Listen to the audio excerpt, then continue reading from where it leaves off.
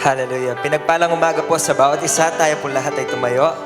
Hallelujah. At ibigay po natin sa Panginoon ang pinakamataas na papuri, parangal at pagsamba.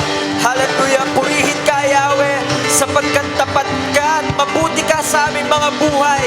O purihin ka, Diyos. Tunay kang tapat at dakila. Hallelujah. Hallelujah. Come on, let's just give the best clap of praise that He deserves. Hallelujah to your name, Jesus. Praise your holy name. Hallelujah, hallelujah. Thank you, Lord. Thank you for your goodness, oh God. Let us celebrate the goodness of the Lord. Hallelujah.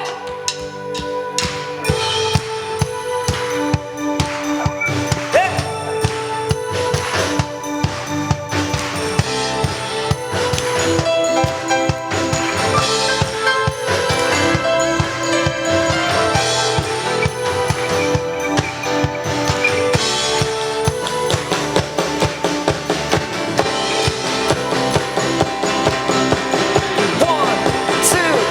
One, two, three, go!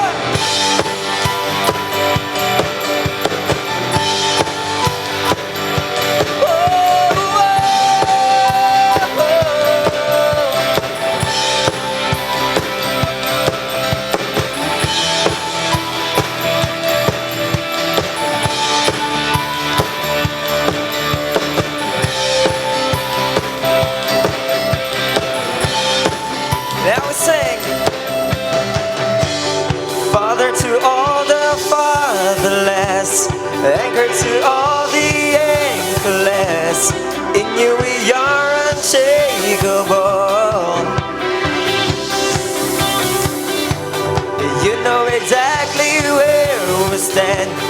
You will refresh the weary land. You are the spring of hopefulness. No love compares to the love that you have.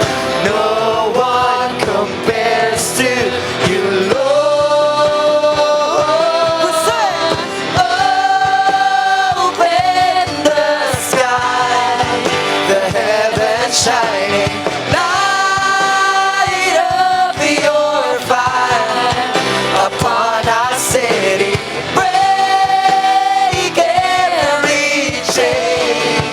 You are our freedom, reign over us as we go. Touch our spirits now.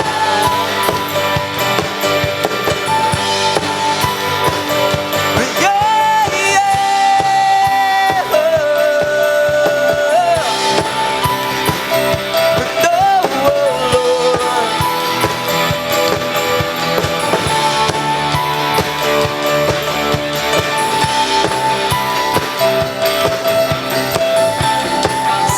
Shelter to the shelterless, shelter to all the shelterless, armor to all the armorless. You are my tower of defense. You see the depths of all our hearts. You will restore the missing parts. You are the one who made things new. No love compares to the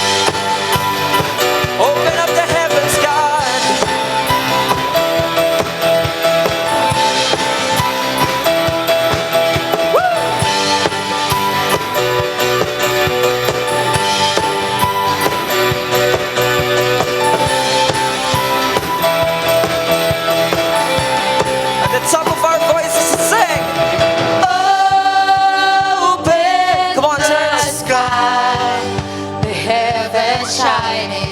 Light up your fire upon our city. Break every chain. You are our freedom, reign over us as we go. Open The sky, forgiveness flowing, rescue our souls from sin and darkness.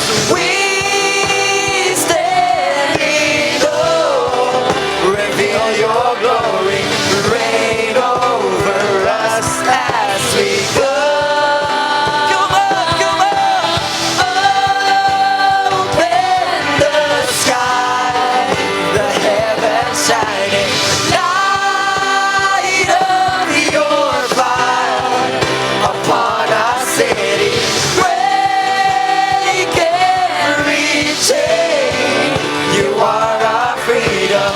Reign over us as we go. Such our spirits now.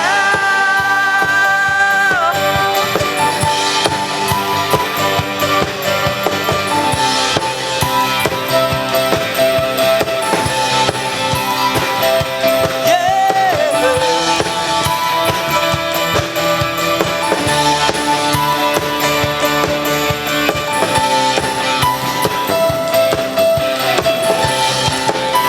Such our spirits. Open up the heaven sky. Pour out your presence, Lord. We praise your name. We praise your holy name, oh God. Woo! Oh, Hallelujah. let's give the best clap of praise to Jesus. Thank you, Lord. Hallelujah. Oh, we celebrate your goodness. Hallelujah. Thank you, Jesus. Thank you, Jesus. Oh, come on, let's just give the best praise to the King of Kings, to the Lord of Lords. He's Jesus. Hallelujah. Hallelujah. Hallelujah. Thank you, Lord.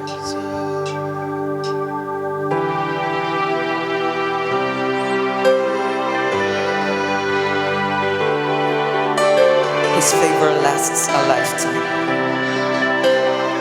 Hallelujah. Oh, we declare your favor upon our lives, Lord.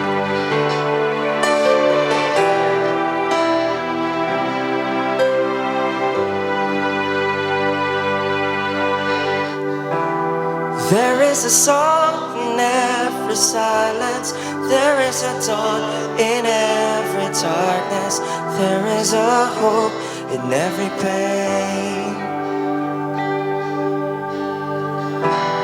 There is a spring in every winter. Even in doubt, there is believing in every season. You and me. Oh Lord, oh Lord. And you satisfy a deepest hunger. You broke the bond and set us free.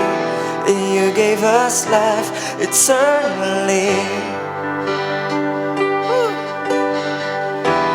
Jesus, the name that calms our fear. Only in you our sorrow cease. Your love has won, and now I sing. Your love has won. Your love has won. And now we see. Come on, let's sing this. And so your favor and your grace, Lord, lasts a lifetime, lasts a lifetime. So your favor and your grace, Lord, lasts a lifetime, lasts a your favor and your grace.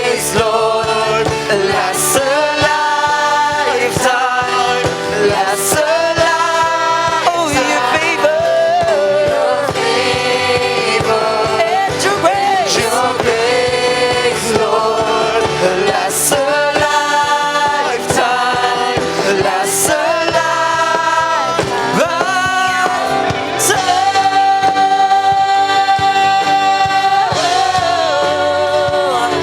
Oh, your favor.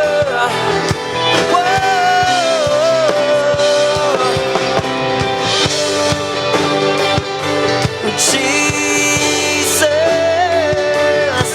that's a lifetime. Come on, sing, oh, your favor, and your grace, Lord, lasts a lifetime, lasts a lifetime. Oh, your favor and your grace, Lord, lasts a lifetime, lasts a lifetime. Sing hallelujah, hallelujah. You are faithful, you are faithful. Hallelujah, hallelujah. You are faithful. Yes, you are. You are faithful. Hallelujah. Hallelujah. You are faithful. Yes, you are. You are faithful. Hallelujah. Hallelujah. You are faithful.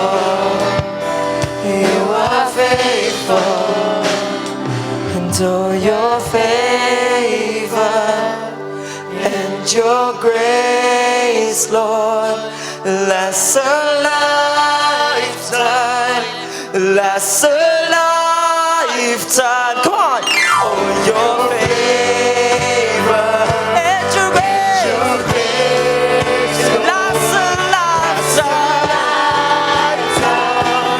lasts a lifetime. So your favor and your grace, Lord, lasts a lifetime, lasts a lifetime.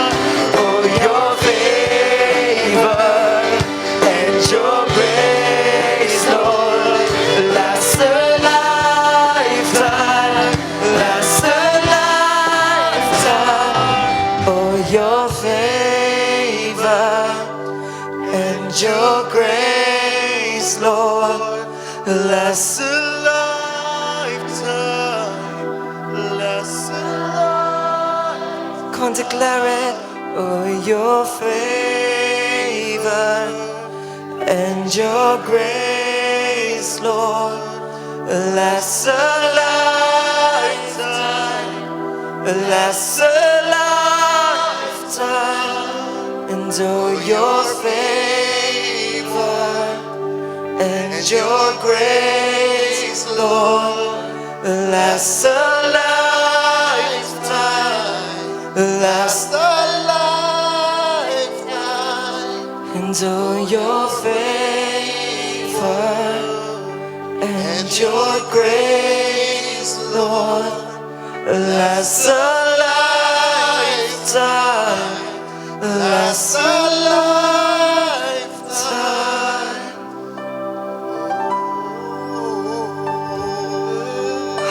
Hallelujah. Your favor, You are faithful. your grace God. lasts a lifetime. Your favor. Oh yeah. Your favor, Lord. Oh yeah, yeah, yeah, yeah, yeah. Lasts a lifetime. Your Oh, favor, Lord. your favor, your grace lasts a lifetime. Indeed, your grace is from everlasting to everlasting. Your faithfulness reaches the skies, and you are indeed worthy of all praises and adoration. Father, today we thank you and we worship you. We magnify you. We thank you for allowing us to stand before your holy presence because of your grace and your favor among us. We thank you, Lord, for what you have done for us in Calvary.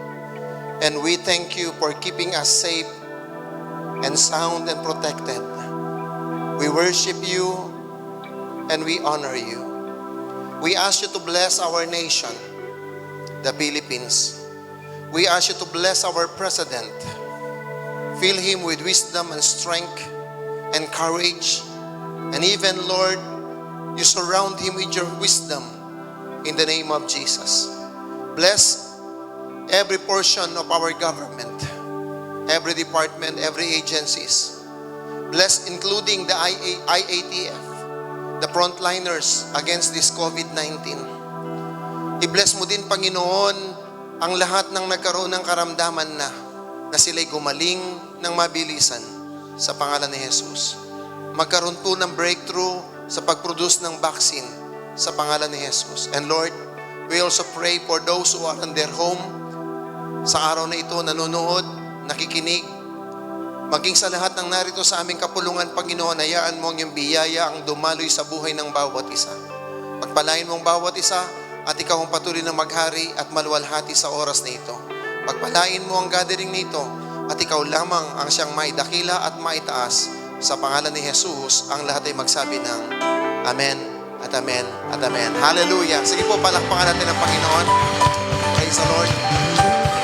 Hallelujah. Hallelujah. Hallelujah. Hallelujah. Hallelujah. Yes. Woo. Our God is worthy. Our God is worthy. Hallelujah. Hallelujah.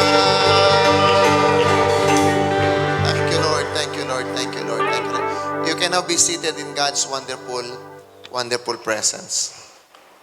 At siguro po sa inyong lahat ay namangha kayo sa ating natunghayan ngayon ay merong kakaibang senaryo sa ating pong kapaligiran. Ano? Ang masantol lumipat sa magalang. Anyway, I am so thankful to the Lord na sa kabila po ng masugid na panahon, tayo po ay merong kalayaan na sumamba at makibahagi sa ating pong gawain sa umagang ito. So, thank you so much for coming. And I pray that God will really bless us today. At ang ating pong aralin ngayon ay simula ito kadugtong ito ng ating aralin ng nakaraang linggo. At sa mga darating pang mga araw ay tuloy-tuloy po nating pag-usapan po yung tinatawag nating eschatology. Sa theology po, ang eschatology ay ito po yung pag-aaral sa last days. Kung ano yung mga magiging kaganapan sa huling araw at sa mga kapanahunan na darating ang Panginoon. So, pag-usapan po natin ngayon ang eternal kingdom. Of course, bago yung eternal kingdom na yon, gusto kong makita natin ang pagkasunod-sunod ng mga pangyayari. And I really pray that the Lord will give us wisdom and understanding so that we can comprehend our message today. So, let's begin our study today. By the way, nitong mga last week, ngayon, hanggang sa mga susunod na araw, ay hindi po ako magpipreach, but I will be teaching you so that you will grow in the knowledge of our Lord Jesus Christ. Marami po kasi mga Kristiyano, pagdating sa last days, hindi nila naintindihan ang mga pangyayari at mangyayari. Katulad niyo, nung ako po'y baguhang Kristiyano, pagka sa gawain sa simbahan, kapag sila po'y nag-uumpog-umpugan at napahalo ako sa mga medyo may edad na sa simbahan, hindi ko naintindihan yung mga pinag-uusapan nila kung ano yung rapture, ano yung eschatology, ano yung millennium, hindi ko rin po alam kung ano yung mga great tribulation. Pero pag pinag-uusapan nila, nakikurious ako at the same time, dahil wala akong alam, kinakabahan ako. And because of that, bago-bago akong Kristiyano, hindi ako nagbasa ng Matthew, ng Luke, ng Mark, o ng John. Alam niyo ba, ang unang-unang libro ko talagang pinag-aral at binasa ay Revelation. Sa kadahilanan, gusto ko lang maintindihan yung mga pinag-uusapan nila kapag nakikipag-fellowship ako sa mga matatanda ng simbahan. So, they never taught me, but I began to study myself because I want to know what God wants to do in these coming last days. Ano? So, eschatology means study of the last days. Ano? Yun ang ibig sabihin ng eschatology. Eschatos, ano? Ang logio, study ho yun. Ano? Now, in Daniel chapter 7, verses 1 hanggang 28, let me just read ang Bible at kung ano yung kanyang mga mangyayari simula po ng panahon ni Daniel hanggang sa mga future kingdom. Alright? Verse 1. In the first year of Belshazzar, king of Babylon, Daniel had a dream and visions of his head while on his bed. Then he wrote down the dream, telling the main facts. Verse 2. Daniel spoke, saying, I saw in my vision by night, and behold, the four winds of heaven were stirring up the great sea. So the great sea in the Bible, hindi yung malaking dagat. No? It's a metaphor or figure of speech sa multitudes of people. Alright? It's a figure of speech na representing multitudes of people. Verse 3, the four great beasts came up from the sea, each different from the other. Verse 4, the first was like a lion and had eagle's wings. I watched till its wings were flapped up, and it was lifted up from the earth and made to stand on 2 feet like a man, and a man's heart was given to it. Ito po yung picture ng first beast. Like a lion with eagle's wings, wings flapped later, lifted from the earth, man's heart was given. It is a description of Nebuchadnezzar, like a lion, kasi po'y conqueror siya, with eagle's wings, napakalawak ng kanyang narating, pero po yung kanyang pakpak ay nabunot, kaya bumagsak siya, pero ganun ang kanyang pagkabagsak ho nung siya'y nagmataas sa Panginoon. At kaya nga, he was lifted, from the earth, nagmataas siya, pero ang kagandahan ho, nung na-realize niya na ang Diyos lang ang tanging Diyos sa ibabaw ng lupa at kalangitan, he was given a man's heart, recognizing the Holy One of Israel. Verse 5, and suddenly another beast, a second like a bear, it was raised up on one side and had 3 ribs in its mouth between its teeth, and they said thus to it, arise, devour much flesh. Like a bear, ito yung kanyang picture, pero yung isang tagiliran po niya ay mas mataas sa isa. Kasi po dalawa yan dalawa yung tagiliran niya. Yung isa po ay representing si Cyrus the Great. At yung pangalawa naman representing Darius. So yung isa po ay isang Midianites, yung isa naman po ay isang Persian. At mas malaki po yung si Darius kaysa kay Cyrus. Verse 6, after this I looked, and there was another, like a leopard, means swiftness, representing Alexander the Great or the Greek Empire, which had on its back 4 wings of a bird. The beast also had 4 heads, and dominion was given to it. 4 wings, dahil meron siyang 4 na teritoryo, at meron siyang 4 na general under Alexander the Great. Verse 7, after this I saw in the night visions, and behold, a 4th beast, dreadful and terrible, exceedingly strong. Wala siyang figure kung ano ho yung klaseng beast na yon, pero meron siyang description kung ano siya. Yung 4th beast, dreadful, terrible, exceedingly strong. It has a huge iron teeth. It was devouring, breaking in pieces, trampling the residue with its feet. It was different from all the beasts that were before it, and it had 10 horns. Ito po yung description niya, Wala siyang kung anong klaseng beast, hindi siya dragon, hindi siya, wala siya, Ang ikon lang dyan, exceedingly dreadful, terrible beast, meron siyang iron teeth, yung kanyang kuko ay brass, meron siyang 10 horns. At yung kanyang little horn mamaya, babasahin natin sa verse 8, Makikita natin, verse 8, I was considering the horns, and there was another horn, a little one, coming up among them, before whom 3 of the first horns were plucked out by the roots. And there in this horn were eyes like the eyes of a man, and a mouth speaking pompous words. I watched till thrones were put in place, and the Ancient of Days was seated. Pag sinabi nating Ancient of Days, this is God. His garment was white as snow, and the hair of his head was like pure wool. His throne was a fiery flame, its wheels a burning fire. A fiery stream issued and came forth from before him. 1,000 ministered to him. 10,000 times 10,000 stood before him. The court was seated and the books were opened. These were, panahon po ito ng judgment, yung bubuksan na yung mga books. Now, listen. In the future, I will be saying to you that there are so many books and a book. Yung singular na book, that is the book of life. Pero yung mga books with S, that is the book of your story individually. Alimbawa, yung books, yung kwento ng buhay ng bawat isa sa atin. Meron tayong kanya-kanyang mga books. Pero yung book na sinasabi, that's singular, ay patungkol po yun sa book of life. At lahat ng nakasulat doon, wala silang personal na books. Okay?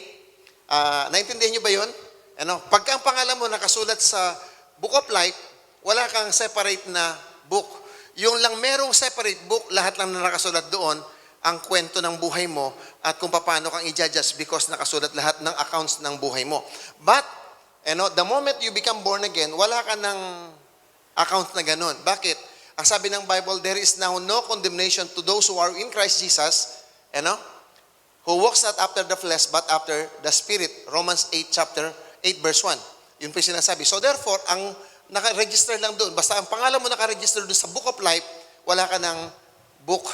In the coming days, i-discuss ko in detail yan pagdating natin doon sa white throne judgment. Which I will be discussing also in the future. Of course, today I pray na maintindihan po ninyo ang sinasabi ko dahil this is new. Kasi usually sa simbahan na pinag-uusapan natin ay paano magkaroon ng pananampalataya, paano ma-overcome ang mga testing, paano mamuhay ng kapayapaan, So may mga ganito yung ating mga kwan. Pero pagdating sa scotology, bibihira yun kasi mahirap na subject. It takes a lot of studies at pagsusunog ng kilay in order for you to understand the scriptures. Pero lahat naman pwedeng mag-aral kasi nandiyan ang Holy Spirit. Alright? Kailangan lang talaga ng tiyaga-tiyaga sa pagbabasa. Verse 9. Sabi niya, I watched till thrones were put in place, and the Ancient of Days was seated. His garments was white as snow, and the hair of his head was like pure wool. His throne was a fiery flame. Grabe po yung trono ng Panginoon, fiery flame. Its wheels a burning fire. A fiery stream issued and came forth from before him. 1,000 ministered to him. 10,000 times 10,000 stood before him. Yung mga nagmi-minister at saka yung nakatayo sa harapan niya. The court was seated and the books were opened. I watched then because of the sound of the pompous words which the horn was speaking. I watched till the beast was slain and its body destroyed and given to the burning flame. Ito ho ay ang Antichrist, na binabanggit dito na mamamatay at mawawasak. Verse 12. As for the rest of the beasts, they had their dominion taken away, yet their lives were prolonged for a season and a time.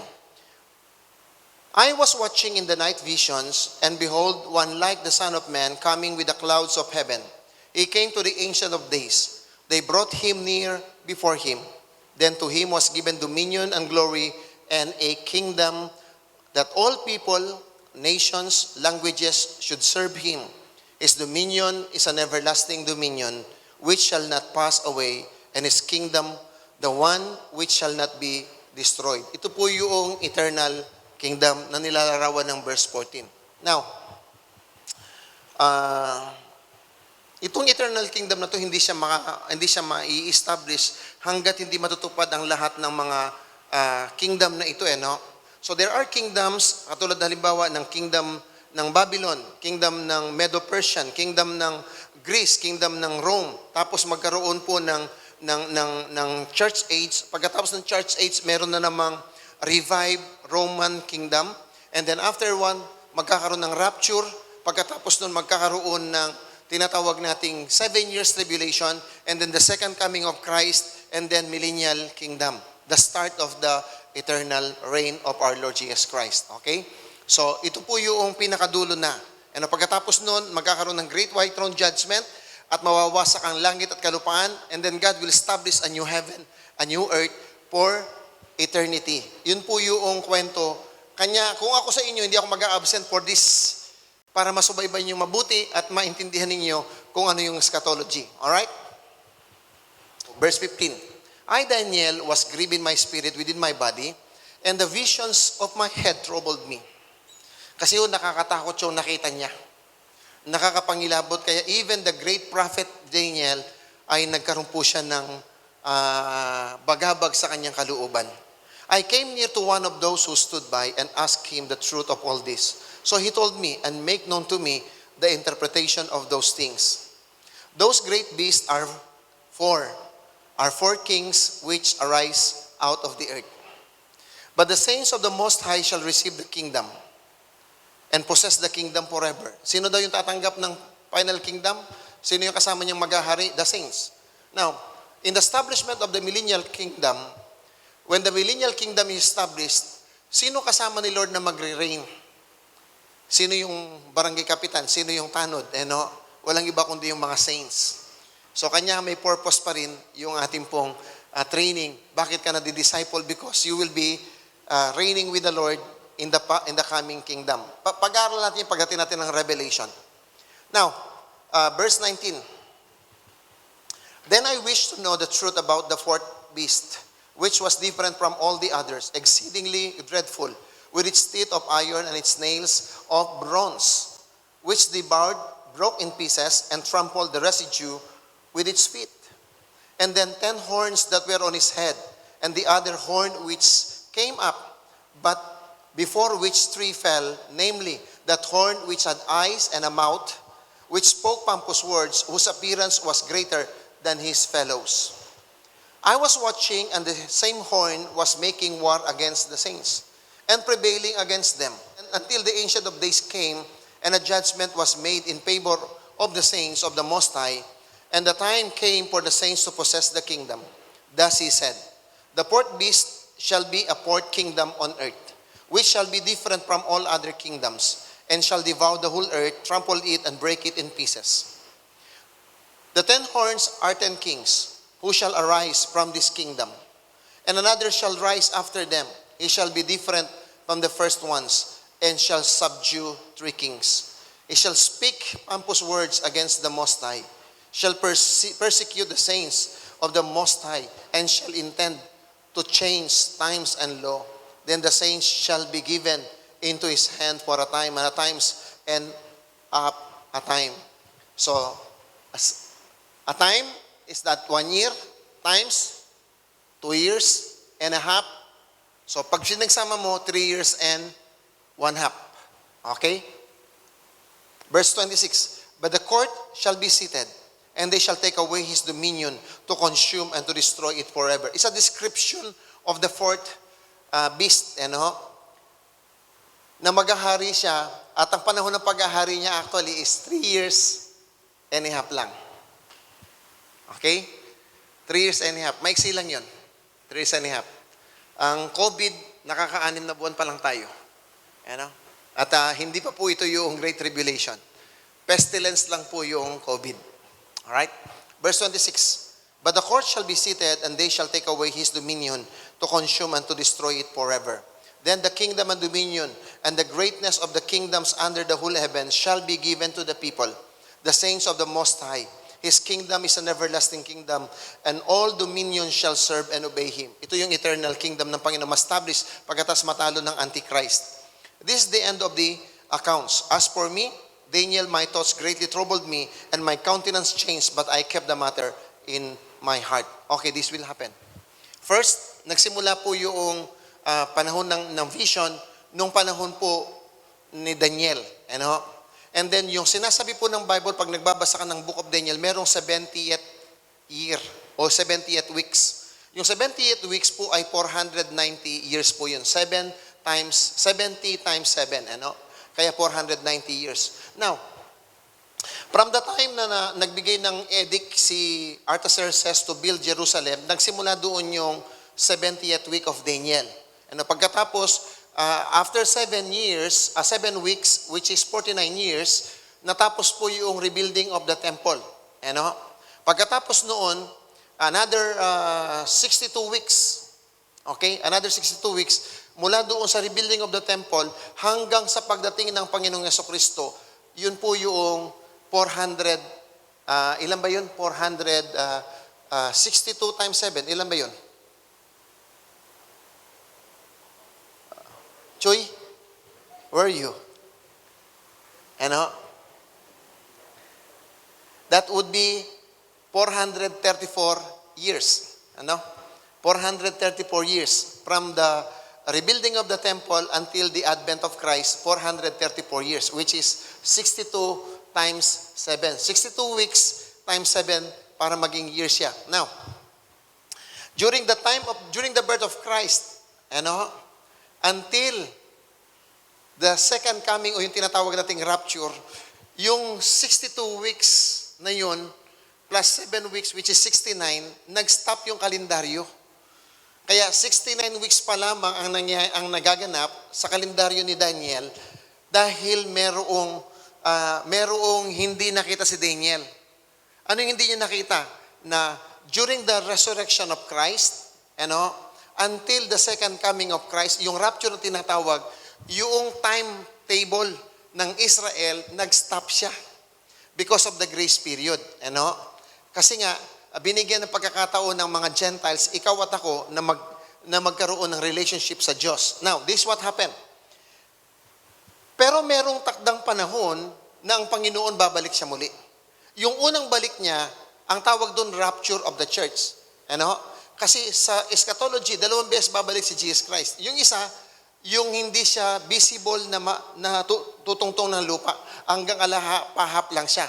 Ang tawag doon, rapture of the church. And then pagkatapos ng rapture of the church, merong 7 years o yung natitirang 1 week. Kasi nauna, pwede ba, Joe, doon tayo sa chart muna sandali? Lipat tayo sa chart. Yan. Mula dito, sa edict ni Artaxerxes to give command that Jerusalem will be rebuilt, hanggang dito, sa pagbabalik ng Panginoon, meron siyang tinatawag na 69 weeks. Dito hanggang dito, 7 weeks. Yung sa kabila para mas maliwanag. Ito, para mas malaki. Mula dito hanggang sa rebuilding of the temple, 7 weeks or equivalent to 49 years. Mula sa rebuilding of the temple hanggang sa pagdating ni Jesus, dito naman, 62 weeks is equivalent to 434 years. So, pag inad mo yung 62 at saka 7, 69. Kaso lang, ang sabi ni Daniel, merong 70 weeks bago mag-reign ang eternal kingdom o yung millennial kingdom. Alright? From here, nung bumalik si Jesus, yung pagdating niya, pagkapako niya, hanggang pagka-rapture, tumigil ang kalendaryo ng Hudyo. Alright? So, the watch or the timetable of the Jewish calendar stopped. At may pumasok na bagong age na ang tinatawag ng mga apostle, mystery. Bakit sa mystery? Hindi kasi siya na-reveal sa mga propeta. Ano yung mystery? The start and the building of God, ang tinatawag niya yung church age o yung grace period. Okay? Ito yung grace period, hanggang dito siya sa rapture of the church. Now, pagkatapos ng rapture of the church, magkakaroon ng natitirang, magbabalik na yung kalendaryo. Kumbaga, 69 na putol. Merong gap. Church period. Tapos pagkatapos na nawala na yung church na rapture na, babalik na yung oras.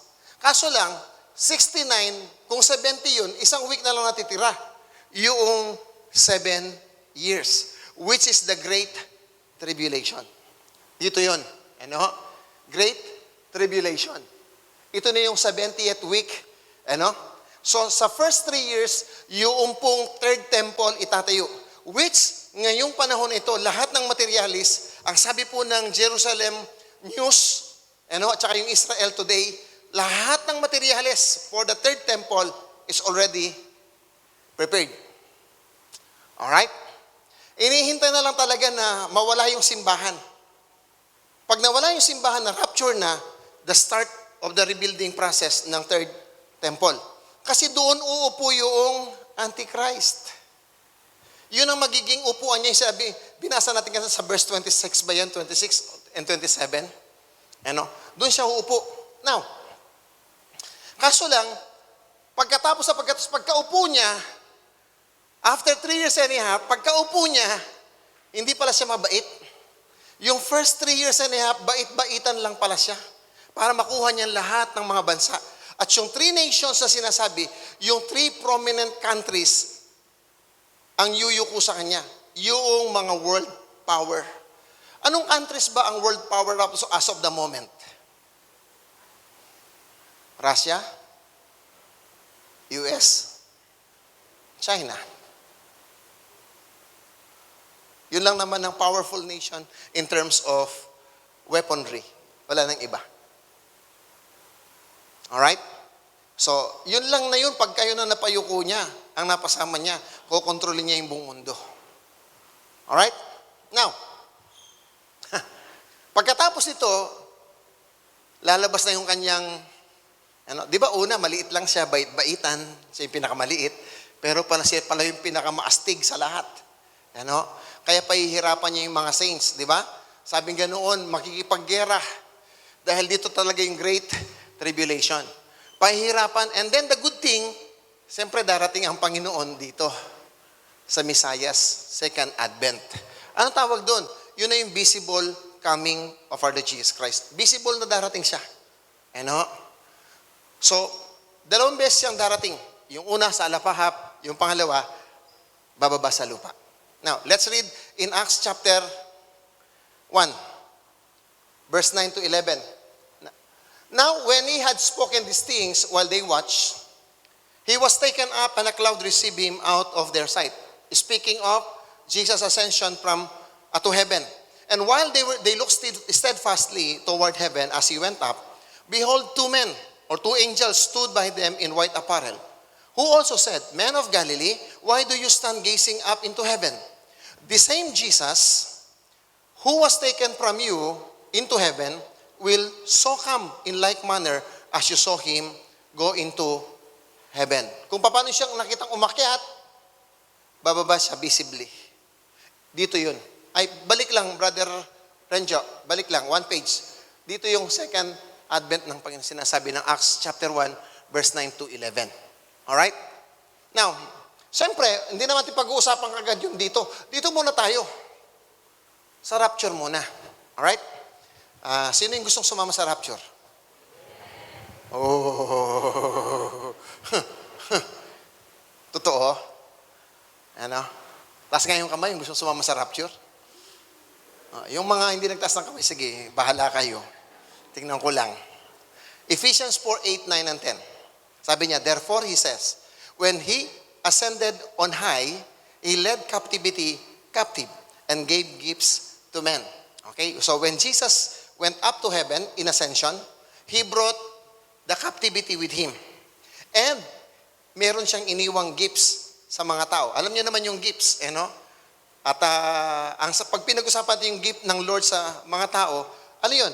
Yung apostle, prophet, evangelist, pastors, and teachers. 5 naman yun Apostles, prophet, evangelist, yung mahalayo yung maabot. Yung pong pastor, yung lagayan ng treasure ng langit, tagapag-alaga ng kanyang kawan. At saka yung teacher, yung lahat ng mga mahirap abutin, ito lang nakakaabot. Kaya usually, a pastor is also a biblical teacher. Kapag hindi siya biblical teacher, hindi masyadong mag-grow yung mga tao sa loob ng simbahan. So, kinakailangan pa mag-raise ng another ng Lord ng gift, ng teaching, so that He can teach the church. So that they will come into maturity. Now, sabi niya sa verse 9, now, this, He ascended, what does it mean? But that He also first descended into the lower parts of the earth. So yung umakyat daw sa langit, ang ginawa niya muna, bumaba din siya sa ilalim ng lupa, into the lower parts of the earth. Who descended in is also the one who ascended far above all the heavens that He might fill all things. So yung umakyat, meron siyang kasama, meron siyang iniwan, at siya rin yung bumaba. Pagkatapos siya rin yung umakyat para punuin niya ang lahat ng dapat punuin. Bakit? Alam niyo po ba nung sabihin ng Panginoon, it is finished, at nakaluklok sa kanang trono ng Panginoon, lahat ng dapat na gawin para sa kaligtasan ko, solved na. Bayad na. Deal. Okay? Tapos na yung deal. Wala ka nang dapat idagdag pa. Hallelujah. Ganon po yung kaligtasan, complete deal na siya. Alright? Now, anong ginawa ng Panginoon nung nagpunta siya sa lower part of the earth? Ano yung kanyang inaccomplish? Bakit siya kinakailangan pumunta doon sa lower part of the earth? Two things. Number one, is going to preach. He preached the gospel. In 1 Peter 3, next page, 19, by whom also he went and preached to the spirits in prison. Sino yung mga spirit in prisons? Sila yung mga departed souls nung Old Testament. Nung hindi pa namamatay si Jesus. So lahat ng namatay from the time of Adam until the resurrection of Christ, lahat ng mga kaluluwa ng departed na yun ay nandoon sila sa Abraham's bosom, sa ilalim ng lupa. Okay? Yung Abraham's bosom, meron siyang dalawang partition. Yung isa, a place of paradise na tinatawag pong place of the departed righteous. Yung isa naman, yung Hades o yung Gehenna, o yung Sheol, na tinatawag po sa Hebrew, ayun naman po yung place of the departed wicked. In Luke chapter 16 verse 19 and the following verses, makita mo doon na si Lazarus at saka yung mayaman, hindi sila pwedeng mag-crossover. Noon pa mang una, pag namatay ka, doon ka na lang. Diba? Kaya nga nag-preach si Jesus doon sa ilalim ng lupa. Anong ginawa niya? Eto.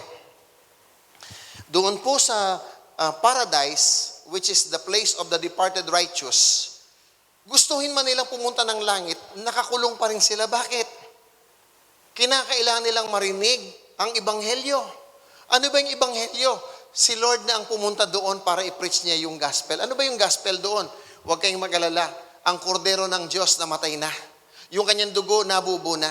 Binayaran ng lahat ng inyong kasalanan, kaya malaya na kayo. Why?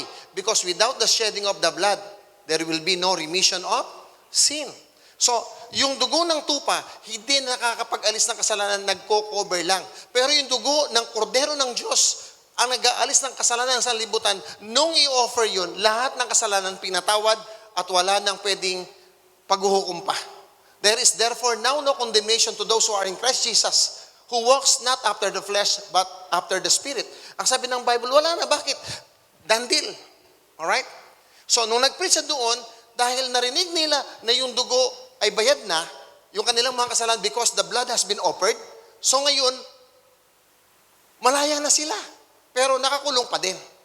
The second thing that happened in Revelation chapter 1, may nangyari. Verse 18, I am He, Jesus Christ, who lives and was dead. And behold, I am alive forevermore. Amen.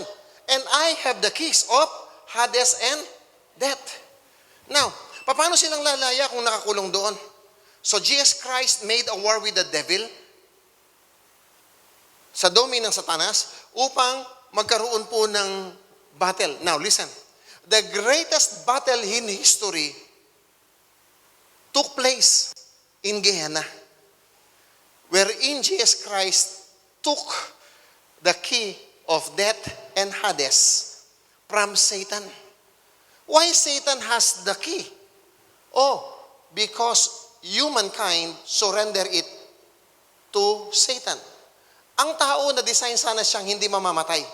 Kaso lang, nasa tao yung susi ng buhay at kamatayan. Kaso lang, nung magkasala siya, pinili niya yung kamatayan at isinuko niya yung susi kay Satanas.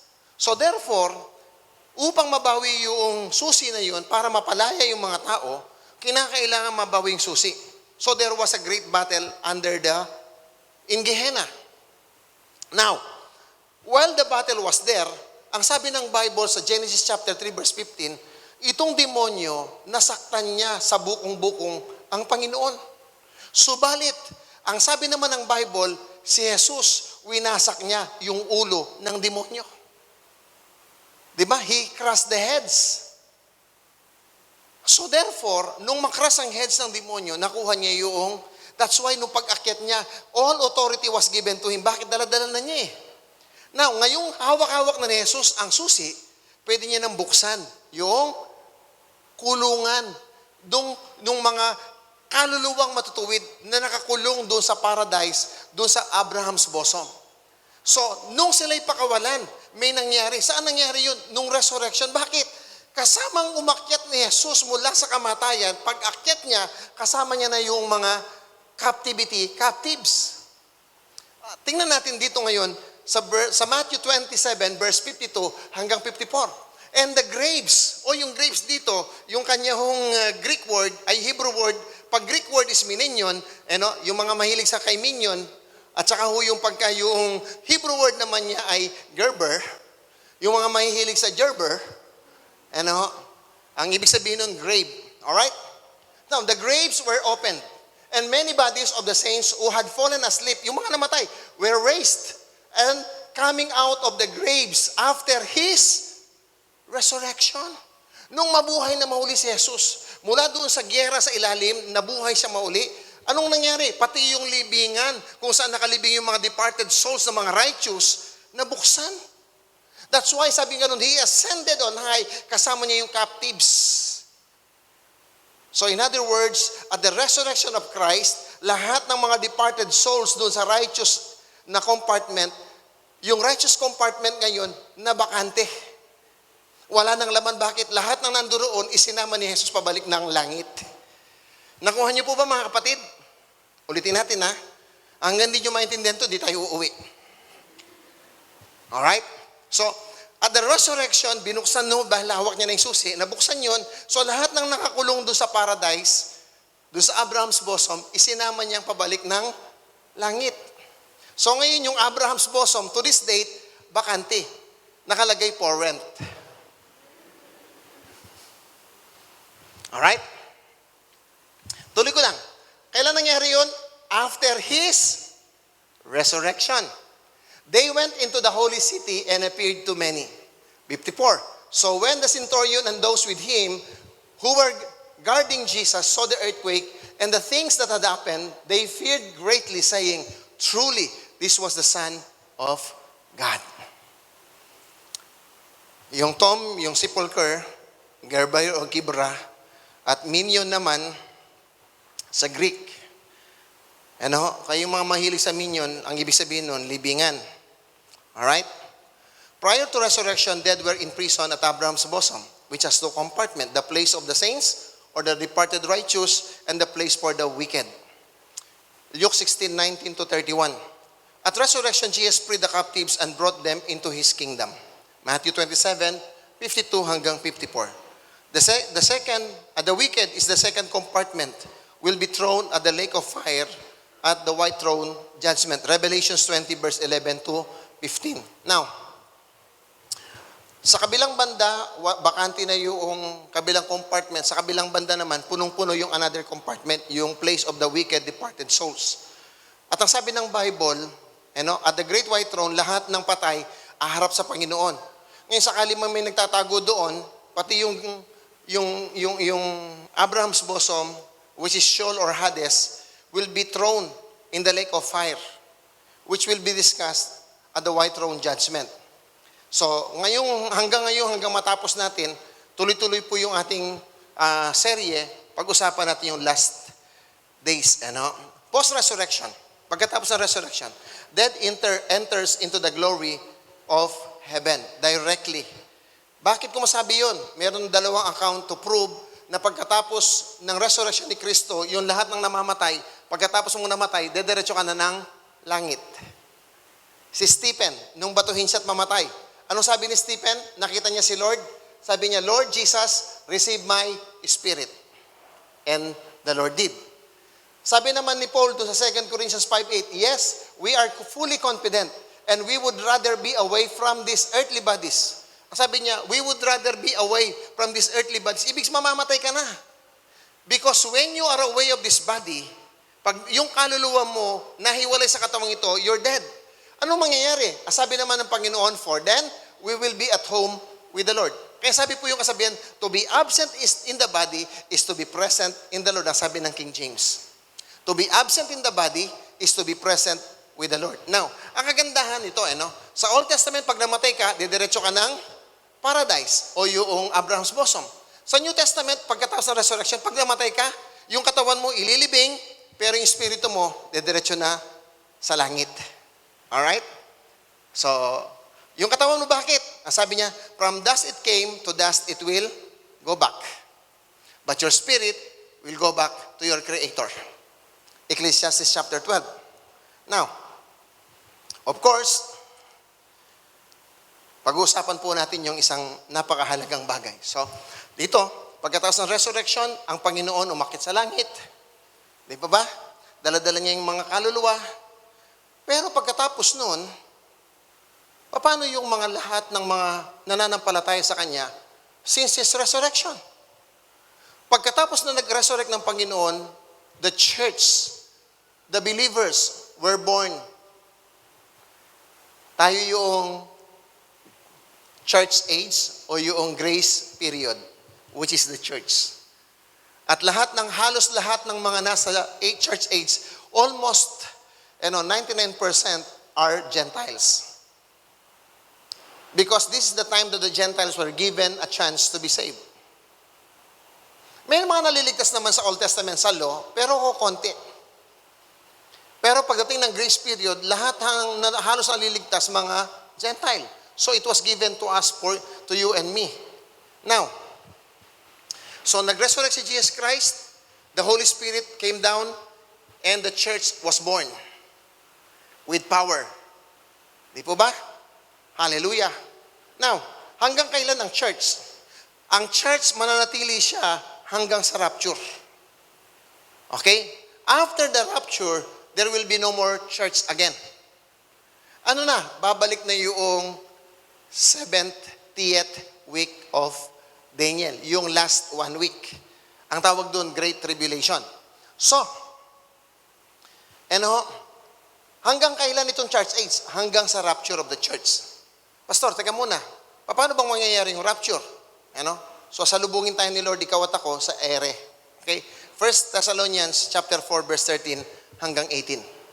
Sabi niya, but I do not want you to be ignorant, brethren. Now, minsan kasi pagka hindi mo alam ang isang bagay, sasabihin mo, sorry, di ko alam eh. Pero alam po ba ninyo, ignorance is not an excuse. Sabi ng Bible, my people perish because of lack of knowledge or ignorance.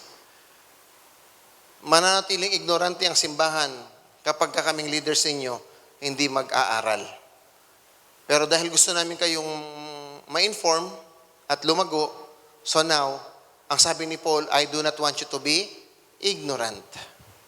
So kapatid, ngayong araw na to, hindi ka na ignorante. At wala ka nang masasabi kay Lord, sorry Lord, I was not informed. Oh, probably the pastor had not preached, pero you have the Bible. Diba? So it's not an excuse. Dahil may Bible ka. Sabi niya, I do not want you to be ignorant, brethren, concerning those who have fallen asleep, lest you sorrow as others who have no hope. Yung palang mga walang pag-asa, pag namatay, parang aso lang. Bakit? Wala silang tinitingin ng second coming, wala silang tinitingin ng eternal kingdom. For if we believe that Jesus died and rose again, even so, God will bring with Him those who sleep in Jesus. So in other words, lahat ng namatay na kay Jesus, yun ang sinasabi. Okay? Ito na yung mga New Testament people. Kasi yung mga Old Testament saints, nasa langit na, dinala sila ni Lord nung resurrection. So post-resurrection, ito yung pinag-uusapan natin. Paano kung may namatay? Saan sila? Bakante na yung Abraham's bosom. Ibig sabihin, so hindi na sila pupunta doon. Now, pinag-uusapan natin ngayon, paano yung mga namatay, sabi ni Paul? Hindi sila katulad ng walang pag-asa. Pag-usapan natin yung mga may pag-asa, yung namatay kay Kristo. Verse 15, for this we say to you by the word of the Lord, that we who are alive remain until the coming of the Lord will by no means precede those who are asleep. Now, Pagdating ng New Testament, hindi na pinag-uusapan yung grave. Hindi na pinag-uusapan yung died. Bakit? Ang nag-died lang at saka nag-rose again si Jesus. Lahat ng believer ni Jesus Christ na namatay, hindi sila tinatawag na namatay. Ang tawag sa kanila, tulog. Asleep. At ang sabi niya doon sa kanina, sa verse 14, those who sleep in Jesus. Dito naman, those who are. So, ang sinasabi ng Bible, ang New Testament people pag namatay, hindi ka na talaga patay. Matutulog ka lang. Kaya dito sabi ni Paul, for me to die is gain. For me to live is Christ, and to die is. Paano pakinabang kay Paul ang mamatay? Kasi alam ni Paul, pag namatay siya, yung katawan niya, mag-i-stay lang, matutulog lang. Pero yung spirito niya, babalik na kay Lord. At ang pinakamasarap, siyempre, to be with the Lord. Di ba? Dito nga, pag naramdaman mo lang yung presence niya, paiyak-iyak ka pa eh. Paano kung kasama mo siya? Di ba? Magkaiba yun. Now, ang sinasabi po rito, yung mga natutulog. At ang sabi niya, sa verse 15, for this we say to you by the word of the Lord, that we who are alive and remain until the coming of the Lord will by no means precede. So, sabi niya, tayong mga nabubuhay, hindi naman natin uunahan na yung mga namatay kay Kristo. Anong mangyayari? Sa susunod na verse 16. Sabi niya, for the Lord Himself will descend from heaven with a shout, with the voice of an archangel, and with the trumpet of God. And the dead in Christ will rise first. So yung mga namatay kay Kristo, yung mga natutulog, babangon.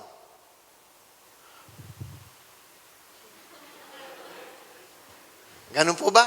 No. Walang ganun. Walang ganun. Mabubuhay silang muli. Now, tingnan nyo. The dead in Christ will rise first. Then, we who are alive and remain shall be caught up together. Now, the word caught up, ang kanyang Latin word is rapturo. At ang English translation niya is rapture. Kaya yung iba ayaw nilang naniniwala sa word na wala sa Bible. Kasi actually po, to be true with you, the word rapture cannot be found in the Bible because it is a translation from a Latin translation, yung Vulgate translation of the Bible. Ang ginamit nilang word is rapturo, yung ikokot up. Yung bang dadagitin ka, katulad ng kay Elijah, nung dinagit siya ng chariots of fire. Hindi man bumaba sa lupa yung chariots, pero sinamsam si, Kaya yung minsan, di ba, yung sinasabi na thief in the night, yung sinasabing ganun, if you know what time of the thief will come, kasi daw ang si Lord, darating siya, na tila bagang magnanakaw, nanakawin niya yung kanya. At yung kanya lang ang nanakawin niya. Kakaibang magnanakaw. Di ba? Yung ibang magnanakaw, yung ninanakaw nila, hindi kanila. Pero ito, yung lahat lang ng kukunin niya, dadagitin, na rapture, ay yung lahat ng kanyang pag-aari. Alright? Maliwanag po ba? O lalong nagulo? Okay, tuloy ko lang. Then we who are alive and remain shall be caught up together with them in the clouds to meet the Lord in the air. Uy, mga kapatid, ganito daw yun. Pagka sigaw, ng malakas na tinig, ng pakakak, yung mga namatay kay Kristo, mabubuhay bigla. At yung mga tayong alive, in a twinkling of an eye, will be caught up together in the air. For the first time in our lives, you'll begin to fly. At ang team song mo nun, I believe I can fly. Pag ganun ka pa.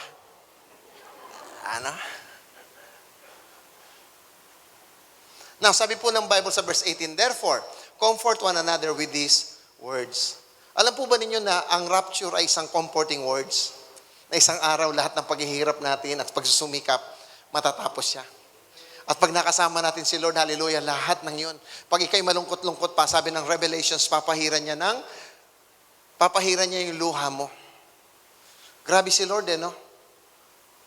Everything that He has done for you and for me. Now, may nagtanong, Pastor, o makananaduguret ang may cremate. Makananoy ang kanilang katawan, may silabia, no karne na pulutan. Okay. Pag nilibing mo yung tao, after several years, magiging abo. Kaso lang, may nag-enjoy sa kanila. In-enjoy sila ng mga uod. Ngayon, pag kinremate mo, in a matters of hours, nagiging abo. So, yung inilibing abo, yung kinremate, abo. May nagtanong pa, mas matindi, Pastor, o makananam tampengan dampating. Itang may lumod. May lumod siya kaya ni King Kandaba. May walaya King Masantol. King Pampanga River, makananoy ta. Ay, mas matindi, itang ka na akong balo. May lumod siya King Europe. Penga na yung pating. Itang pating, may bakasyon niya King Indian Ocean. Tinira na naman ding orca. Itang orca meteya, pagpiyastan na naman ding gagapang kilalam dagat. Ingkutang makaniniya. O itang penganan, no kanya may paras. May kawa-kawa niya. Dali lang yung kapatid. Kay Lord, isang iglap lang yun. Lahat ng mga whoosh, they will come into one. That's how fast it is. Pastor, makanano naman kanini. O, puta na mo mag-rapture, kanta na ako mo magseryoso. O kaya sumabit na ako mo kaya ka. Yan, di ba? Kapatid, paano ka sasabit? Ang bilis ho ng rapture is twinkling of an eye. Tingnan natin, 1 Corinthians 15. Okay? 50, verse 58. Now this I say, brethren, that flesh and blood cannot inherit the kingdom of God. So kinakailangan talaga magkaroon ng translation for you to inherit the eternal kingdom. Nor does corruption inherit incorruption. Behold, I tell you a mystery. We shall not all sleep, but we shall all be changed. In a moment, in a twinkling of an eye. My question is, how long is a twinkling of an eye? Sample.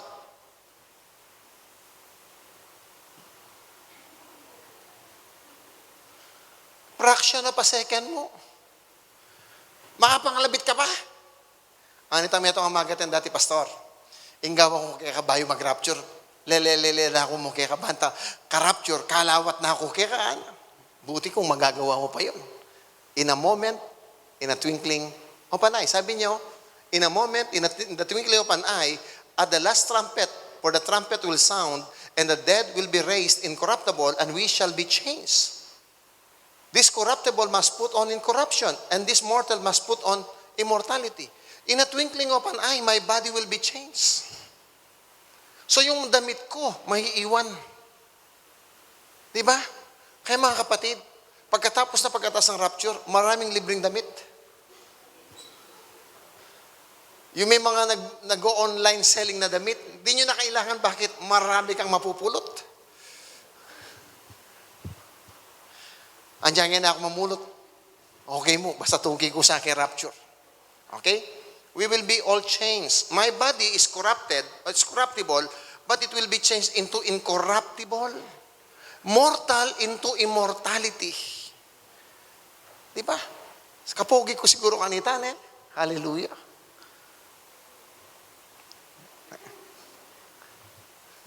Now, verse 54. So when this corruptible has put on incorruption, and this mortal has put on immortality, then shall be brought to pass the saying that is written, death is swallowed up in victory. O death, where is your sting? O Hades, where is your victory? Yung death at saka yung Hades, wala na silang kapangyarihan pag nagkaroon na tayo ng glorified body. The sting of death is sin, and the strength of sin is the law. But thanks be to God who gives us the victory through our Lord Jesus Christ. Therefore, my beloved brethren, be steadfast, immovable, always abounding in the work of the Lord, knowing that your labor is not in vain in the Lord. Kaya magsipag-sipag tayong naglilingkod sa Panginoon. Sabi niya, mapapalitan naman yung katawan mo huwag kang mag-alala. Mapagod ka man, tumanda ka man, okay lang. Bakit? Pang-earthly lang yan, pero one day, it will all be changed. Hallelujah. Now, so, sabing ganun, sa rapture, may dalawang bagay tayong sinusolve. Yung mga namatay, mauna silang bubuhayin, pero kasabay lang tayong ira-rapture. At ang bilis nun, to be exact, is in a twinkling of an eye. Tayong buhay, mapapalit yung katawan natin. Yung mga nag-resurrect from from the dust, they will have a new body, which is incorruptible and immortal uli. So meron tayong pareho. Ang ibig sabihin, yung namatay kay Kristo at nabubuhay kay Kristo sa rapture, the same incorruptible body and immortal body, which is called the glorified body, just like what Jesus had nung siya'y nag-resurrect. Naalala nyo minsan kumakain yung mga disciple? Sarado yung pinto, si Jesus Christ, hindi man kumatok, dire-diretso lang. Yung kanyang katawan, dumiretso, tumagos sa wall. Bakit ho yung mga namatay, nakasama niya na umakit ng langit, bakit yung katawan nila naka-break loose doon sa mga sepulcher? Sa mga libingan? Because they have the glorified body. Now, a glorified body or heavenly body is no longer limited by time nor by distance. Because it is not a matter anymore. It is a spiritual reality. Now, ang tanong ay ganito, Pastor, ano po yung mga tanda na magra-rapture na? Pag-usapan natin next time yan. Pero mahalagang magkaroon ng rapture, kasi pag hindi nagkaroon ng rapture, hindi marireveal yung Antichrist. So, kinakailangan magkaroon ng rapture para ma-reveal yung Antichrist. May mga chapter sa Bible na pwedeng pag-usapan pag pinag-uusapan yung rapture at saka yung tribulation. Sa Matthew 24 and 25, tapos sa Revelation chapter 1, 2, 3, and then 4. Sino sa inyo nakapagbasa ng Revelation? Taas ang kamay. Let me just remind you this, okay? Sa chapter 1, chapter 2, chapter 3, na-mention yung word na church at nandun yung church. Pagdating ng chapter 4, wala na yung simbahan. Hanggang dumating na yung tribulation. Wala nang makikitang simbahan. Makikita mo na doon yung mga trumpet, yung mga vials, yung mga judgment, yung mga different kind of horses. In the book of Revelations, but there was no church. Bakit? I believe with all my heart, in between chapter 3 and chapter 4, the church was taken away from the earth. So that chapter 4 will begin. Now, chapter 4 in Revelation will never begin unless the church will be taken away along the way. Alright? So, Pastor, hindi ba magkakaroon ng tribulation hanggang nandito yung simbahan? Hindi ho. Kaya tayo na nasa Hills of Glory, listen carefully, we believe this is what we believe. We believe in a pre-tribulation rapture. Naniniwala tayo na bago magkakaroon ng tribulation, magkakaroon muna ng rapture. Kasi may mga ibang naniniwala na ang rapture, magte-take place siya after the tribulation. Ilan na mo? Edak pakyabe. Nung bisalan dumalan pa mo kyung tribulation bago mag-rapture, kerala niya mo. Kasi panuwalang ko, dapat bayo magkaroon tribulation, may rapture tana. And, iba naman po, meron tinatawag nilang mid-tribulation. Iba naman po, multiple rapture. Tayo, let me reiterate, what we believe in this church is that the church will be raptured before the great tribulation. Amen. Maliwanag po ba yon? And this is one of my scriptural reference that I could point to you na bago magkakaroon ng tribulation, meron mo ng rapture. 2 Thessalonians chapter 2 verse 1 to 8. Sabi niya, now, brethren, concerning the coming of our Lord Jesus Christ, which is yung second advent. Okay? Yung second advent. Joe, pwede bang pakilagay mo dito yung pang-apat na chart kanina? Balik mo lang sandali. So, this is the advent of Christ. Okay? So, babasahin ko huwag mo alisin dyan, babasahin ko lang. Now, concerning the coming of our Lord Jesus Christ and our gathering to Him. Okay? Dito yung first advent sa rapture. Yung sinasabi ng 2 Thessalonians chapter 2 verse 1, ang sabi niya, now, brethren, concerning the coming of our Lord Jesus Christ and our gathering to Him. Gagather tayo doon. So, ang pinag-uusapan dito, rapture. Okay? We ask you not to be soon shaken in mind or troubled, either by spirit or by word or by letter, as if from us, as though the day of Christ had come. Sabi niya, huwag kayong mabalisa at huwag kayong magpalinlang na tila bagang dumating na ang araw ng Panginoon. Hindi pa. Sabi niya, Sabi ng susunod na verse, let no one deceive you by any means, for that day will not come unless falling away come first. Dito yung church period. Okay? This is the church period. Dito yung rapture. Ang isang sign daw na malapit na yung rapture ay yung maraming magbabackslide. So, paano magkakaroon ng maraming magbabackslide? Kasi, sabi ng Bible, bago darating yung rapture, magkakaroon ng earthquake, pestilence, wars, rumors of wars, and different kinds of natural phenomenon worldwide. So that people will be questioning God. Lord, kung Diyos ka, ba't mo pinahintulot to? They'll begin to ask God. And they will begin to fall away. Hindi na sila mag-a-attend. Hindi na sila maniniwala kay Christ. Hindi na sila mag-a-attend. They will live a different life. So there will be a great falling away. Natuloy lang natin. Balik natin sa page na yun, Joe. Thessalonians chapter 2, verse 1 to 8. Verse 3 na ako. Let no one deceive you by any means, for that day will not come unless the falling away come first. And the man of sin is revealed. So, sabing gano'n, basahin natin bahagya-bahagya. Let no one deceive you by any means. For that day will not come unless the falling away come first. And the man of sin is revealed. The son of perdition. Sino yung man of sin na ito? Sino yung son of perdition? The Antichrist. Alright? And the man of sin is revealed, and the son of who opposes and exalts himself above all that is called God or that is worship, so that he sits as a God in the temple of God, showing himself that he is God. Yung pinag-uusapan natin to. Next page.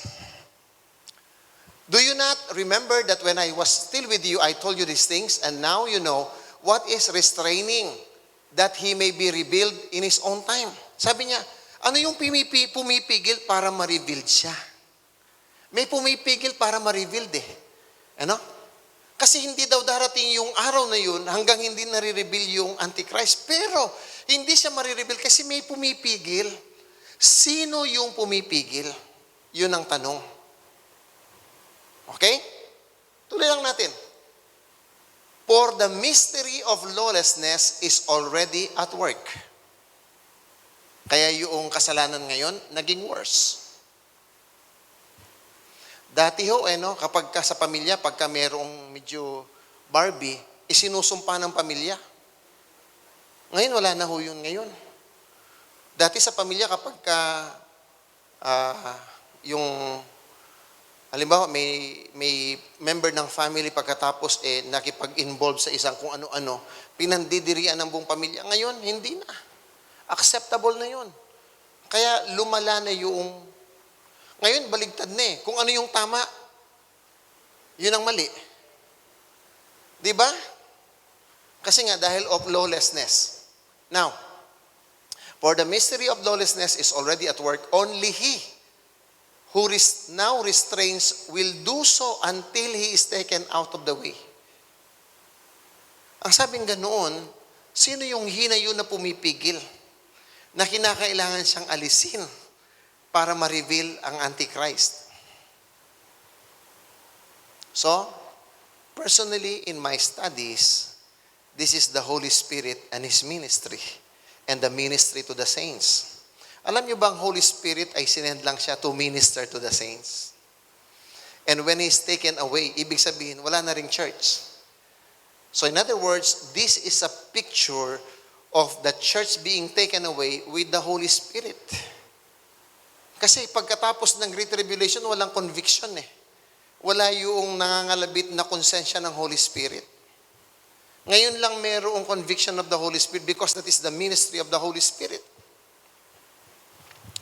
And then, the lawless one will be revealed. Okay, tingnan nyo ha. Pagkatapos na naalis ng Holy Spirit kasama yung church in the rapture of the church, tsaka palang marirevealed yung, sino yung marirevealed? yung lawless one will be revealed, whom the Lord will consume with the breath of His mouth and destroy with the brightness of His coming. Pwede mo balikan natin yung chart, Jo, kanina. Hindi ma-reveal yung 666 dito. The reason is, nandito yung church at saka yung Holy Spirit. But the moment they will be taken away here, the moment it will be taken away, it will be revealed. Mahayag na kung sino yung lawless one. Now, at this, itong period na to, ito yung period ng revived Roman Empire, yung 10 nation na nagkaisa. Pero among them, there will be a nations that will be broken. Alam nyo ba na ang Amerika, hindi naman yan talagang Amerika. Ang Amerika ay mga immigrants yan from Europe. So their blood actually, ito po yung isa pang misteryo na dapat ko palang i-explain sa inyo. Sa Bible, yung tribes and nation, yung word na nation is ethnos. O yung tinatawag nilang salinlahi. Ang Amerika, actually, sa Bible, wala namang Amerika eh. Pero merong, yung dugong yan, yung lahing yan, galing yan ng Europe, which is part of the 10 nations. Alright? Parang ginugulo ko kayo ngayong araw na to. Okay lang ba sa inyo? Now, kasi mahalaga to. Why? Because ang makokontrol at mapapaluhod ng lawless ones ay 3 great nations lang. Pag nakontrol niya yung 3 great nations lang, makokontrol niya yung buong mundo. Kaya yung 3 sungay, nabali niya at siya yung tutubo at luluhod sa kanyang lahat na. Ang babaliin niya lang, there are 3 nations, powerful nations, ang mapapasunod ng Antichrist, magrurule na siya. Okay? Di ba yung kanina, 10 sungay yun? Naalala niyo ba kung binasa natin? 10 sungay, tumubo yung little ones na may mata at saka may bibig, tapos binakli niya yung 3. At lumuhod na yung lahat. Di ba? Sabi niya, he trampled. Yung ginamit niyang word is trampled. Now,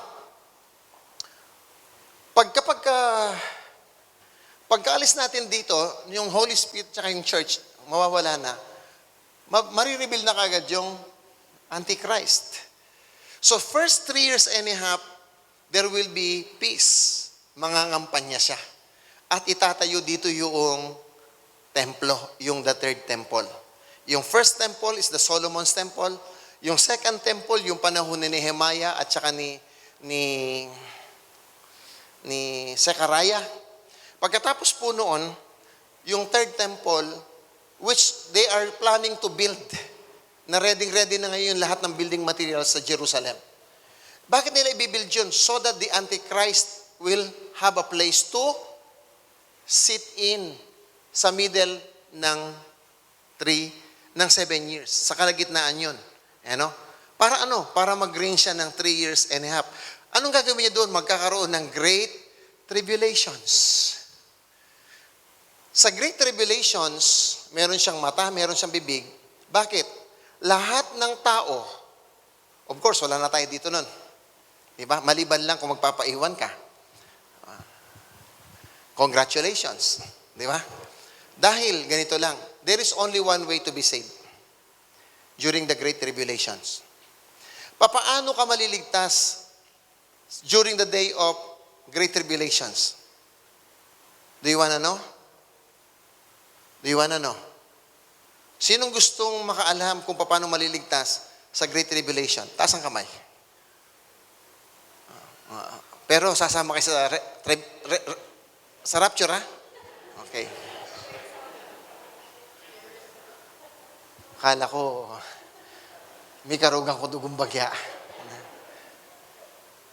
So, sino yung gustong sumama sa rapture nga? Yan, okay. Just in case, maiwan kayo, At least alam nyo yung paraan paano maligtas. Dahil sasabihin ko sa inyo. Alright? Pastor, paano ba yung maliligtas ka sa rapture? Ay, sa Great Tribulation? How can I be saved in the Great Tribulation? There is only one way. Huwag kang magpatatak ng 666. Sapagkat the moment na nagpatatak ka ng 666, you're forever lost. Okay? Pastor, ano? Paano naman kung hindi ako nagpatatak ng 666? Ganito lang ho yun. Una, madali kang mahuli. At pahihirapan ka. Pastor, paano naman nila akong mahuli? Magtatago ako sa bundok. Ay, napakadali kapatid. Yung satellite na buong mundo, may infrared. Lahat ng buhay na tao at hayop na may dugo at may heat, magre-register doon. At pag nag-register, titingnan niya pa uli kung yung heat na yun, kung meron siyang chips na mag-blink. Pag nag-blink, ibig sabihin, naka-registered. Pag hindi nag-blink, ibig sabihin, refugee. So, uulihin ka ng army ng Antichrist. Pag nahuli ka, kapatid, ang sabi ng Bible, gusto mo mang magpakamatay, hindi ka mamamatay. Hanapin mo man si kamatayan, hindi ka mamamatay.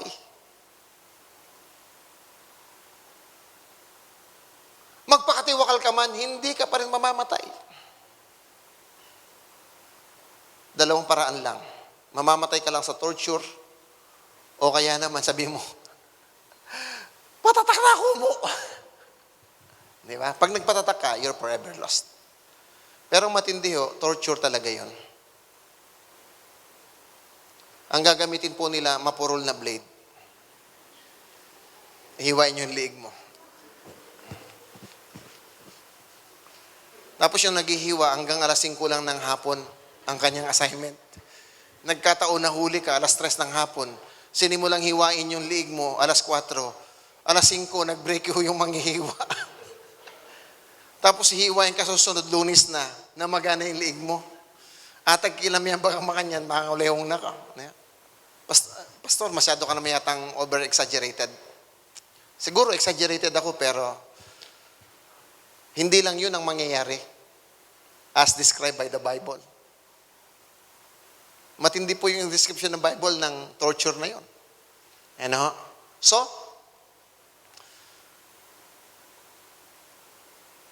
pipiliin mo po talaga, if you wanted to be saved, pipiliin mo talagang wag. Dalawa naman ang tatakan, dito at saka dito eh. Kasi pag natatak ka, yun na ho yung credit card mo. Yun na yung national ID mo. Yun na yung passport mo. Everywhere you go, gagana mo lang sa scanner. Diba? Ngayon nga, ginagana mo na lang yung card mo eh. Tsyuk! Dati, papasok pa ngayon, gaganon lang. Diba? Hindi na, itinatap na lang. Sa susunod yan, wala nang itatap, tatapat ka lang. Kung meron ka ng chips. Ano ba ang credit card? Ano ba yung national ID? They are all chips. Which, kasi laki lang ng kalahati ng bigas. Susuksok dyan. And it is chargeable. Ang mag-charge doon sa chips na yun, yung init ng katawan mo. Kaya hindi siya mauubusan ng baterya. Ganun po siya katindi. Alright? Now, pagdating dito, babalik si Jesus Christ because tutulungan niya yung mga saints niya dahil sabi nga matatalo sila, pero biglang darating ang Panginoon. At dito magkakaroon ng Battle of Armageddon. Wawasakin niya yung Antichrist. Pag nawasak na, anong gagawin? Ikukulong niya si Satan ng 1,000 years. Ang madidestroy ang Antichrist. Ang makukulong si Satan.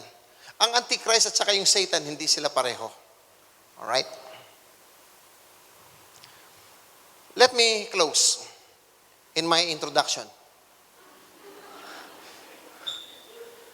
So that we will be discussing the next topic next time around. Hopefully, you will be present and yung mga absent, yung mga kaibigan kasama sa cell group, inform nyo sila na, mag-attend kayo, maganda yung topic. It's all because in the preparation of the coming days in our ministry and life. Ang sabi ng Luke chapter 12 verse 35, be dressed for service. Alam niyo ba yung be, yung word na be? It is a present progressive tense. Isa siyang verb na hindi na nagiging past tense.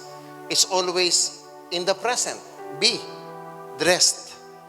Ibig sabihin, every now and then, you are dressed for service. And keep your lamps burning, as though you were waiting for your master to return from the wedding feast. Then you will be ready to open the door and let him in the moment he arrives and knocks.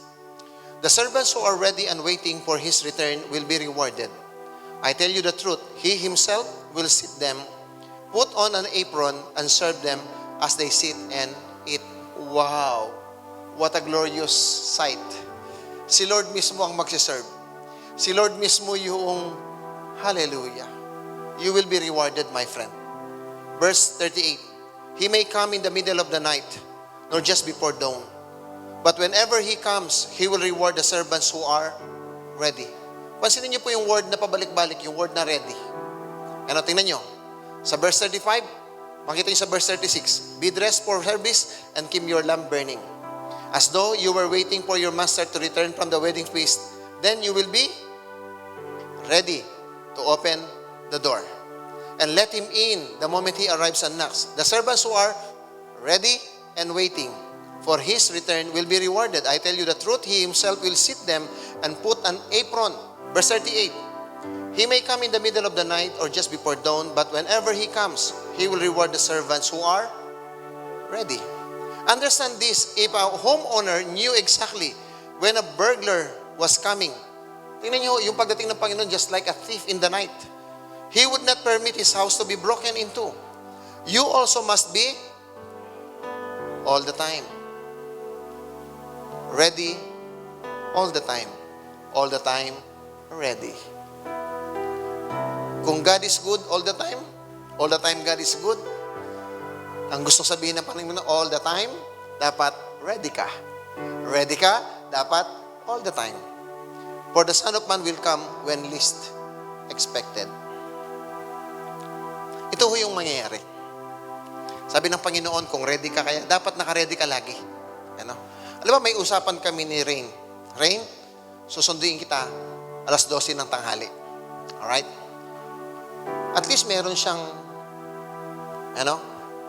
pero pwede ko naman sabihin kay Rain, dahil ako yung boss niya, pwede naman ako sasabihin na kahit na 11 o'clock, pwede ako pumunta dun eh. Alam mo, dumating ako 11 o'clock. Ang alam niya 12 o'clock, so magre-ready pa lang siya ng 12 o'clock. So pagdating ko ng 11 o'clock, hindi siya nakabihis, ibig sabihin, hindi siya ready. Pero pagdating ko doon ng 11 o'clock, nakabihis na siya, ibig sabihin, ready.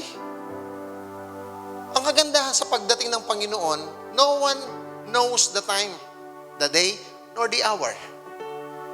Just like the thief will not inform you, get ready, tomorrow night, I will come in your house. Wala akong magnanakaw na ganyan. Yung magnanakaw, dumarating kung kailan mo hindi inaasahan. At ang sabi ng Panginoon, ganyan akong darating. Kaya dapat ready ka anytime. All the time. Bakit? Ang kagandahan naman ganito, pag dinatnang ka naman ni Lord, na ready, sabi niya, may reward ako sa iyo. Totoo, Lord? Oo. Kakain tayo sa buffet. At ako ang magsiserve. Wow naman. Listen carefully as I close. Alam nyo, pag naabutan ka ng rapture, isasama ka ni Lord sa langit. At sa langit, ang kagandahan, may tinatawag na wedding feast. Ano yung tinatawag nating the marriage supper of the Lamb. Merong wedding banquet. Now, in the Hebrew culture, ang kasalan, it always lasted many days. About a week. Ganun yung kasalan sa kanilang celebration, about a week. Ang kagandahan, ganito yan, yung mga na-rapture, nandun sila sa langit, merong 1 week na marriage supper of the Lamb. Yung mga naiwan, meron din sila dito 7 weeks. 1 week, 7 days. Which is 7 years. Kaya lamang, hindi sila great feasting. Dito sa ibaba, Great Tribulation. Wow naman, sabay. Di ba, no? Hallelujah. Kaya mamili ka lang, pangitaas ka ba o pang ibaba? Yung pang ibaba, great din yun. Sa taas naman, great din yun. Great banquet. Dito naman, Great Tribulation. Hallelujah. Pantay lang, may para silang great. Di ba, no? Mamili ka lang kung anong great ang gusto mo. Great banquet o Great Tribulation. But if you, I will ask me, sasagot ko sa inyo yung katulad po ni Joshua. As for me and my house, we will serve the Lord. Why? Because I don't want to be here. I want to be there. To be in the eternal kingdom of my God. Forever and ever and ever. Amen. Manalangin po tayo. Amang Diyos makapangyarihan sa lahat. Salamat po sa umagang ito, sa iyong mensahe. Salamat po sa iyong mga salita na magbigay ng inkorahe sa amin that we will serve you more, that we will be ready. Hallelujah. Salamat po ng marami sa buhay ng bawat isa.